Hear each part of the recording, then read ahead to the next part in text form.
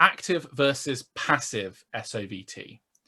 Now, before we had some SOVT versus no SOVT, and that was when you did something open, free, unoccluded versus something that has occlusion. But now we're talking specifically about SOVT exercises, but the differences between what I classify as active and passive. So active is when you manually do the occlusion, when you are physically doing something to change the shaping to create a flow restrictor.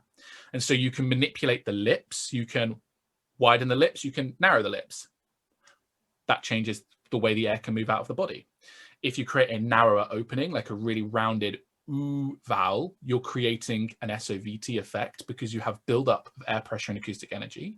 If you're doing something open, the mouth is wider, air is freer to move. And so there is less of a back pressure effect. Same the tongue. You can move the position of the tongue all different which ways. And in doing so, you can create different flow scenarios of air. Fricatives are a really good example because you can move the tongue to restrict, based on the fricative you're doing, the amount of air. If you do a v, like we've demonstrated before, also you're using the lips, or a zh or a zzz, you're changing how that air moves through, and each of those gives you slightly different back pressures. They're not in any order of magnitude as good as using something like a straw, but they're a nice stepping stone between doing straw work, then something like a active fricative work, and then normal speech if you want. You can also manipulate the soft palate.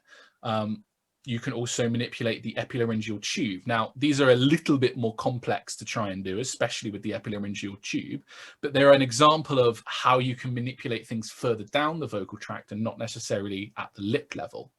Now, when we're talking about passive SOVT, then it is the straw-based stuff, the tube-based stuff. It's where you don't have to physically do something to make the effect happen.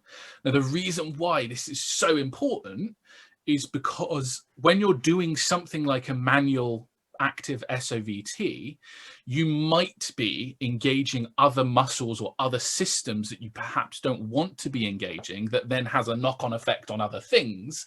And so it might change the output and the desirable benefits.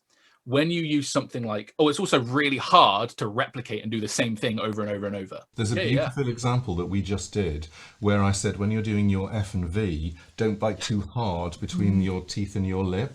That would be an example of you're doing active SOVT, but you're changing the amount of pressure that you're using between the teeth and the lip.